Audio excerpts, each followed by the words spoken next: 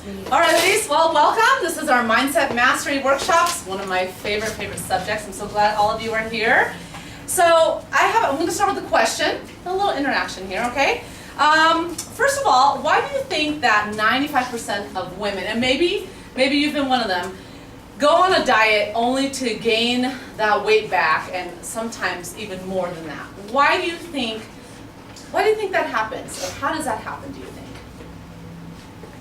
Because they haven't developed long-lasting habits to change. Yes, long-lasting habits of pizza. The pizza is pretty evil, isn't it? Yeah. Long-lasting habits, that's pretty good. Anything else? Anybody else have any ideas? Emotional eaters. They're emotional okay, so the not managing your emotions and how it relates to your eating has affected you. And so you don't have the long-term success because you never figured that out. Yeah. Okay, good. All right.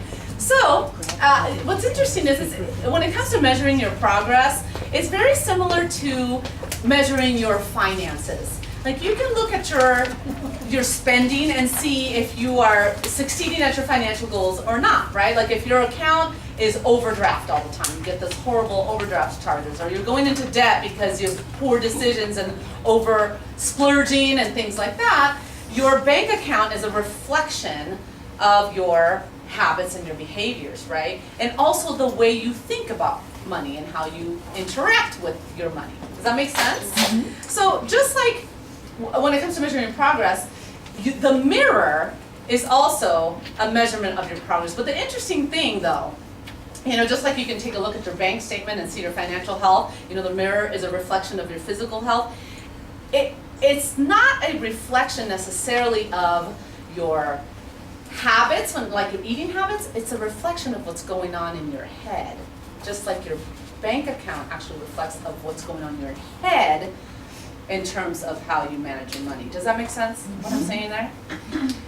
So, who do you see? Do you see someone in the mirror who's ambitious and grateful and healthy and feels beautiful? Or is it mainly negative? Do you look in the mirror and you're like, oh, look at my hips or my thighs, or oh, I don't, I look old, or I'm wrinkled, or this and that, or that trash talk that we have. Which one is it for you? Do you have more of the positive, more of the negative?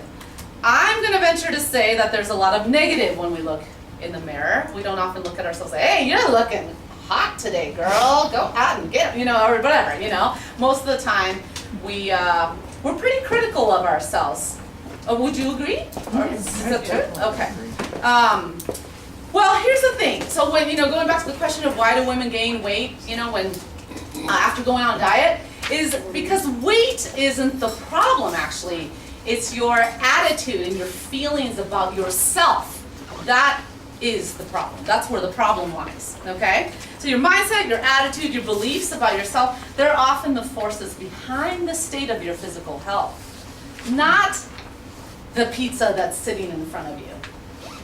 And then we're going to get into this so you can really understand what I mean here, okay? But how would you grade yourself, okay, in terms of your self-acceptance and your self-love and how you feel overall, even while you're on this journey? Would you give yourself an A+, that you're really happy with who you are and where you're at?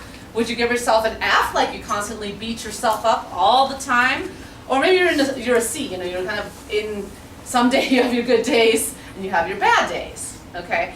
Well, can you guys relate to what I'm talking about here in terms of a lot of the negativity that comes in? So what we're gonna do today, okay, is how do we work on the self-image and self-worth? How do we work on that, okay? Well, it's actually like you work a muscle.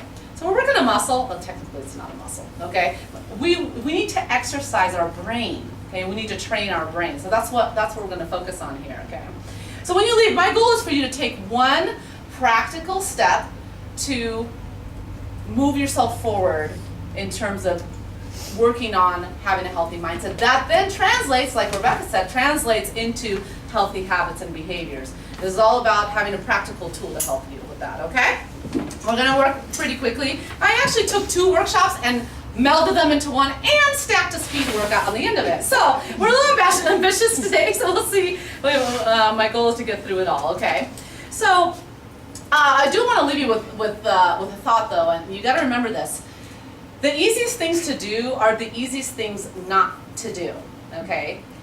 And I want you to just keep that in mind, because some of the things I'm going to mention, you're like, oh yeah, I've heard that before, whatever. The easiest things to do are the easiest things not to do. If you do them, and you're consistent at them, you're going to get the results you want. But if you're like, I'll do that tomorrow, or no, I don't know if that works, whatever, and you don't do them, you will not move forward in terms of changing your habits and changing those behaviors, okay? So just remember that, all right, when I give you some of these tips, all right? So there are basically 2 steps. We're gonna focus on a mindset, how to help your mindset shift, and then how to, step 2, translate that into habits and behaviors, okay? So the step 1, in terms of the mindset, okay, is you want to consume, this is kind of a 3-part thing, okay? You want to consume, I basically consume, dwell on, obsess over, focus on positivity, okay? So you want to focus on the positive. Now I know we've always heard this, okay? I know many of you here, you're obviously here in this studio because you're working on a positive change, okay? But let me explain some ways to do this, okay? Number 1, if you've read my book or you've heard me speak for any length of time, you know that I highly believe in having a gratitude list. A gratitude list. Now, I really believe, and studies show that when you write things down, okay, actually there are, in terms of like goals and stuff, you can actually realize that 1,000 times more just by writing it down. Okay, so writing it down is important, even if it's typing it in your phone, but writing it down is important. So a gratitude list, this is very simple to do, okay? You can do it in the morning when you wake up. Before I even get out of bed, I thank God for 3 things, or multiple things, and I have my gratitude list. Or you can do it in the evening, and write it in a journal and keep it by your bed. Why is this important though? Because you get what you focus on. If you focus on negativity, failure, and disappointment, what do you think you're going to attract in your life? Negativity, failure, and disappointment, right? But if you focus on all of the blessings that you have in your life, and all of us have crap, I get it. All of us have problems and issues. We've got, sick parents, sick grandparents, sick children. We have problems in our job, problems with our marriage, problems with our finances. We all have stuff, negative stuff in our lives. So there's plenty of that to look at and dwell on and focus on. Okay, we don't actually have to come up with any of it because it just comes to us, right? But we have to actually work at focusing on the positive. And so it's really important that the gratitude list just keeps good, positive blessings in your mind all the time. Okay, then you have your mind, you train your brain to focus on that, to find that in your life and in your world. Okay, does that make sense, what I'm saying? Okay, so the gratitude list is the first thing. Okay, then the second thing is the opposite. So what did your mom say? Garbage in, garbage out, right? Is you need to repel the negative. Okay, stop letting the negative come into your life. And there's a lot of ways you can do this. Number 1 is turn off the news. How often do you actually watch positive news, Here's the thing. I haven't watched TV since 1992, okay? Wow. But I seem to know what's going on in the world, okay? How does that happen? Am I just living in a cave? No, it's because people will talk about, oh, did you hear about this thing? This horrific tragedy that happened over here? People will talk about it anyway. So I don't actually need to read the newspaper or watch the news or scroll on Facebook, whatever, because it will come to you, trust me. I really, really encourage you. I know some people who the first thing they do is they turn on the TV or the radio as they're going to work and they listen to the news. I really encourage you not to do that, because what are you doing? You are filling your mind with something negative first thing in the morning, okay? There's a story about a guy who listened to the news on his way to work, had it going on his computer, scrolling or something, then listened to it on the radio on the way home, and then watched the evening news at night, and it was just negative. My grandma is a perfect example of that, okay? Oh my gosh, did you hear about this horrible thing and this and that? Because she watched, the 5 o'clock, the 6 o'clock, the 8 o'clock, the 9 o'clock, and then the late night news or whatever, Well, I need to know what's going on in the world. Well, and I can get really passionate about this, but the thing is, how much can you do about it? I know this sounds pretty terrible, okay? Like, oh, well, you should care about what's going on. No, I'm serious. If there is a tsunami going on in, an Asian country, and you're stressing over it and worried about it, I mean, unless you are physically going to get up and go there, how much can you actually do about it? Send money or do, if you're passionate about whatever cause, do that. But otherwise, all it actually really is doing is it having a negative effect on you. Does that make sense? So please don't leave here thinking, man, she doesn't care about anybody in this world. No, that's not true. Fight for the organizations, fight for the different causes that you believe in. But unless that tsunami is rolling up your front door, there's only so much we are able to do. So don't allow those things to really affect you. I was sucked into the floods that happened in Florida because I have family there, and so I checked on them and all that, but man, I did not follow this practice for that particular thing, and it consumed my life for like a week. I was so obsessed about it, and I was like, okay, yeah, I realized I got sucked into that, and it really did affect me. So anyway, just keep that in mind. The other one that you guys probably, if you haven't experienced already, is Facebook, and the scrolling news media on Facebook, and so there are different alerts, like turn off those alerts and all that kind of stuff. I would really encourage you to do that. Again, this all has to do with having that healthy mindset. So you want to focus on the gratitude, push out the negative, and then you want to pull in the positive, okay? So the third piece of that is to immerse yourself in personal development, okay? So what I mean by personal development is there are all kinds of inspirational books, personal development speakers. I don't like to call them motivational speakers, but there are different speakers and authors out there who have, whether it's a biography or someone, an Olympian or a Paralympian, somebody who overcame some amazing feat, with female entrepreneurs or leaders, that have written different books, any topic, positive topic that you want to, learn about, like leadership or, how to be a better mom or things like that, really immerse yourself in personal growth, personal development. Bring in the positive into your life. So you're focusing on the gratitude, you're pushing out the negative, and then you've got to bring in more positive material. We can never have enough of that. And I'm going to, for the sake of time, I'm going to email you guys just some different books, authors, some different resources, things that have helped me, things that I know, like mentors I follow, that have helped others, just some books on whether it's, like I said, success or parenting or leadership or whatever, but things that can help you overall grow as a person, all of it being positive and empowering, okay? So I will send you that by the end of the weekend, so you have those resources.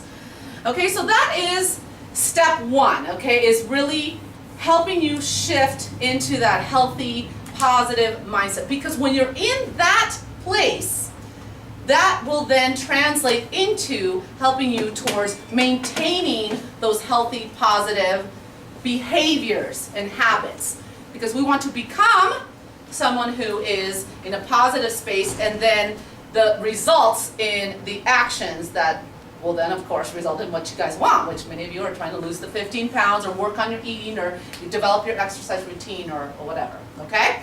So here's step two, okay? So we, I like the phrase, I know what to do, I'm just not doing it, right? I hear that a lot, actually.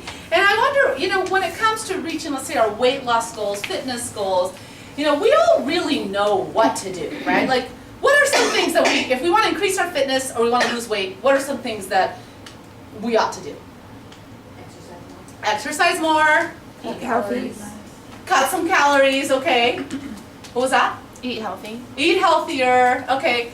So you don't really need to pay a trainer to tell you those things then, right? So that's not the issue, right? We all know that those are the things we need to do, right? So, why is it that so many women don't keep off the results after they work so hard? Why is that? It's because they go back to their old ways, right? You go back to your old habits. Like for example in a challenge, go gung-ho, and then, the challenge ends, the red carpet, woo woo, we're done, okay, and then now it's, yeah, I can eat all the ice cream that I haven't eaten all these 5 weeks, or whatever it is, right? You're laughing because you've been thinking about that. You already have it on your calendar in the day when I have to eat ice cream, aren't you? Okay, I see how you are. Yeah, so as I mentioned, so having a healthy mindset is the first step, but then the second one, is, I've been teaching on mindset a long time, and I've found that there's that piece missing. I've found that, okay, we know we need to change here, but it hasn't actually translated into those positive habits and behaviors. So I want to help you really establish a strategy to help your habits stick, okay? And here it is. Now this is very, very simple. Okay, remember, the simplest things to do are the simplest things not to do, okay? Say this over and over. You must develop routines, okay? You need to develop routines. And I'm going to give you some suggestions on this, okay? I love this one, and this is honestly, this is, it's like a 3-part thing again, but it's really one simple step, okay, is your bookends, okay? I call them the bookends, okay? You want to bookend your day because there are 2 times in the day over which you usually have some control, okay? The rest of the day can be utter chaos, okay? So some of you, those of you who have young kids, all right, can know that it can be kind of chaotic, and nodding your head, those of you who do, all right? But then you ever have one of those where your car breaks down, your kid's out of control, your husband's out of control, no, just your kids are out of control. Oh, yeah, no, sometimes your husband's out of control, and you get in your bed at night and you're like, what the heck happened today, Like, what, this is not how I thought my day was gonna go, right? We have those days, but not always. But those, especially if you're juggling a job, a business, many of you here are juggling, even both, okay, plus your family, there's a lot. So, the times of the day where you usually have some control are in the morning, before the world gets up, and in the evening, okay? Bookending your day. Let me give you some examples of what I mean by this, okay? Let's say, okay, yeah, so let me give you an example of something that I do that hopefully can help you, okay? One thing is to get up early, okay? Some of those of you who don't like getting up early, even maybe try getting up 30 minutes earlier or something like that, rather than you get up at 7 and you're going to try to get up at 5, Try to back it up a little bit, okay? And so the reason for this is because you want to get up before the rest of the world wakes up, and then do not look at your phone or open your email. I'm not even going to ask a raise of hands who does this, because I know that many of us here do, okay? And it's something I have struggled with, and I still battle, okay? But every time I do it, I regret it. Here is why. Because your phone and your email are full of OPA, other people's agendas, okay? Other people's agendas, okay? So, for example, if I get up, look at my phone, and I've got a few text messages, and then I check my email, and I've got these alerts, like maybe, an account alert or this and that, I start responding. And you know how I know some of you do this? Because I see you sitting here in the car at 5:50 in the morning before I get in on your phone. I know what you're doing, so yes, busted, okay? I won't name any names, but yeah. So, and I've even asked, and she's not here, so I've even asked, I was like, what are you doing? Oh, I'm just responding to emails. And I was like, why would you do that at a sacred 5:50 in the morning, Why? Spend some time meditating or on your gratitude list or something instead. But the reason is you end up spending, okay, first of all, have you ever noticed that it takes a while, 30 minutes or an hour goes by, you're like, oh my gosh, I just spent this whole hour just reacting, okay, that's first, okay. You start to add the tasks, writing them in your planner or adding them to your Google Calendar, all this, and so you start to react. And so you end up spending the first precious hours or minutes or whatever of your day reacting to other people's agendas, other people's requests. Has it ever, does anybody agree, or has it ever occurred to you that you may be doing this? I know for me it was eye-opening. I didn't realize what I was doing, okay? So I don't know, maybe this is the first time you've heard it, or maybe you've heard it before and you're like, ah, yeah, I do it. But I really, really encourage you not to do that, okay? Because instead, establish a positive, healthy morning ritual for yourself, okay? So, for example, you know, that would be one to stop, right? So, a habit to stop doing is looking at your phone or opening your email. And a habit to start doing could be, let's say you write out things for your day, like your plan, your schedule, or check your appointments. You know, check what you have going on that morning. Okay, you can prepare your breakfast. Maybe you are someone who tends to skip breakfast. You know, so focus on your breakfast, especially if you're struggling with breakfast in the mornings. This could be a perfect time to write in your gratitude list or listen to something inspirational. Okay, obviously those of you who come in the mornings, perfect time to get ready and go exercise. Okay, do all those things, shower, get ready, do all those things, and then look at your phone or open your email, whatever. Okay, and then add that to your list or task or whatever. But you've at least had some time just to set yourself up for the day. Does that make sense? Mm-hmm. That's a really good idea, because I'm really guilty of looking at I'm my so email proud on of my you for phone. admitting it, Kelly. Thank you. That's the first step. Because the rest of you, I know you do it, but you're not looking at me, okay? Thank you, Kelly. Thanks for sharing. Yeah, so that's the first thing, okay? So the morning ritual, okay? Let's see, some other ideas. Well, those are the morning. A lot of them you can do morning or evening. Let me give you some ideas for your evening ritual. Now this is very interesting, okay? Especially, so some of you have kids, get them to bed. Go to bed, get them to bed, okay? Wendy's like, that's not that easy. But get them to bed, okay? And then the next thing you do is you need to get on alert. You have to watch for the evening gremlins that come out, because they come out at night with a vengeance. The worst habits often happen at night. Yes. When do we do our late night eating or bad eating? Yes. Do you snack on celery sticks? I don't think so. No. We eat things we shouldn't eat. We watch things we shouldn't watch. We troll on Facebook. I'm not going to look at anybody, okay? Because if I'm on Facebook, then I know that you're on Facebook and then at night, so then we're both guilty. Okay? Yes, some of the worst habits happen at night, okay? So instead, establish an evening ritual. It could be grabbing a cup of tea and sitting down and reading something inspirational, again, something devotional, something that's positive and helpful to you and instructional to you, okay? This is the same as the morning. Shut down your email. You don't need to be writing people emails at 10:30 at night, that's not necessary, right? I mean, shut down your email. Turn off your phone if you so dare, unless there's, you have some things that, you have to keep it on for emergencies. But you might not know what to do with yourself if you do that, honestly.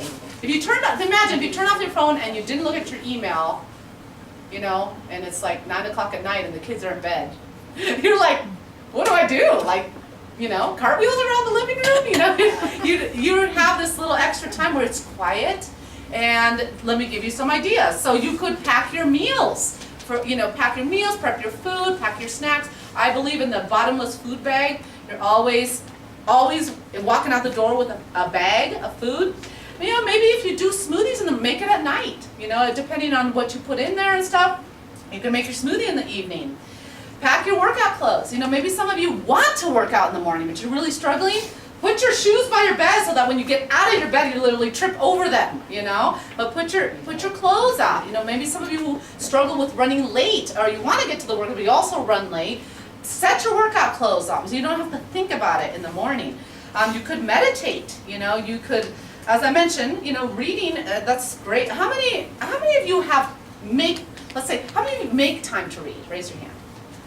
Okay, so it's about half. Okay, that's great. That's great. So some of us who don't, but we want to, you know, this might be a good time to really focus on carving out that space. You know, it's hard when you just feel like you're running until you fall into bed. One of the things I did want to mention about the evening in terms of the reading is there are a lot of studies that show, okay, that your mind processes the last thing that you input into it, okay? And so let me see if this has ever happened to you. Have you ever watched a scary movie and you end up with some kind of a nightmare or some weird dream? I know that's happened to me. Yes. Okay, yeah, it's very interesting. So imagine if you are reading something instructional, you know, inspirational, good for your mind and your soul, and then you fall asleep right after that, okay? That's really good for you. You wake up refreshed, empowered. You know, that's a very, very good routine that I would encourage you to try, okay? So that's your evening ritual. So those two, the bookends, the AM and the PM, before anybody is up, make that sacred time for you. If I could have you just do that one thing, that will make a world of difference for you in terms of creating healthy habits. Because if your whole day went insane, you could reset at night, okay? Or you reset in the morning. But it really, really can help you establish those routines that are helpful to you, okay? So now it's time to take action, okay? So what we're gonna do, okay, I always believe in, you know, not just having all these notes and thinking, but let's actually do something with this. Okay, so what you're gonna do, and I'm gonna explain this to you, explain it over video, and then we'll shut off the camera so you guys can do this, okay? I want you to come up with, out of everything I said, I want you to pick one new habit, strategy, idea, one thing, okay, that you are going to do and you're going to track. Okay, so that weekly tracker, which by the way I will email us a soft copy and I'll post it on our Facebook page, okay? But everybody who came here too, I'll email it to you guys. Okay, you're going to track this. Now we did this at the beginning of the year, but for those of you who weren't here, this is something that is, again, easiest things to do, easiest things not to do. But if you track it, what gets tracked stays visible, what gets tracked gets managed. And so if you track this, you will see increased results, okay? You're gonna pick one habit, one idea, one strategy that you're going to do, okay? You're going to find an accountability buddy in this group. You're gonna exchange your emails and your phone numbers. One of you is in charge of the email. The other one is in charge of the phone number, the text, and I'll explain that, okay? So you will track this, and you're gonna track this for the next 4 weeks. Okay, so actually we're gonna say, 30 days. So June 5th is your check-in date, June 5th, okay? The person who has the phone number, you can obviously both exchange numbers, but the person who has the phone number, okay, you're going to text on after week 2, which is May 20th. You're gonna send a text and say, hey, I'm checking in. How's it going with your, whatever that habit is that you're tracking? And then the person who decides to be in charge of the email is going to send an email to the other and copy me on June 5th, checking in and having a short conversation on how that's going, okay?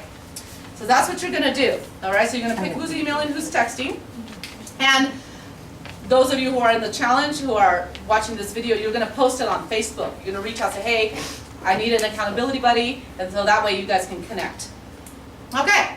So before we split off into partners, and then we're going to do our speed session, so we're going to do this quickly, okay? We'll have about a 20-minute workout, all right? I just want to wrap up and summarize, so make sure you guys got it all, and just, little bullet points. Okay, number 1, step 1, the whole mindset mastery change is keep it positive, okay? 3 things, help me out. 3 things. How can you do that? Repel the negative. Repel the negative. Immerse in personal development. Personal development and the gratitude list. Very good. And then step 2 is to develop those positive habits and behaviors, right? And what did we talk about? The main thing. Your bookend. So you've got your morning ritual and your evening ritual. Okay? That's perfect. Simple stuff, right? But is it helpful? Do you find it Very helpful? helpful. Okay. So You know, we're looking for lifelong change. So if you develop, if you turn these things into a ritual, you don't even have to think about it anymore. Do you guys really think about brushing your teeth? Or you're brushing your teeth while you're thinking about a bunch of other things, right? None of us think about brushing our teeth anymore. It became a ritual for us, and we have the reasoning behind it, the why, which is we don't want our teeth to rot. You know, we don't want to scare anybody with our breath, right? So we just do it without really thinking about it. So that's what we want to do. We want you guys to develop those routines and those rituals so that they stick, and they stick with you forever. Okay, that's the goal here. Okay? Then you want to track it. You want to track it until you don't need to track it anymore, because it's just part of your life. This works, guys. It's worked for me. It's worked for our most successful clients. This is what they do, and they have seen tremendous results by doing these simple things. Okay? So now, for those of you in the challenge, let's make it a strong finish to the red carpet. Okay? On May 17th is when you submit all your stats and everything. I'll be sending you an email on that. And then May 19th is the red carpet. Those of you who are not in the challenge who are here or who are watching, you guys are invited. We like to celebrate everyone's successes. It's fun. We do a potluck dinner. It's a great time. So we'd love to have you. All right? All right. So thank you, guys. Thank you. So let's go ahead and get split up into groups.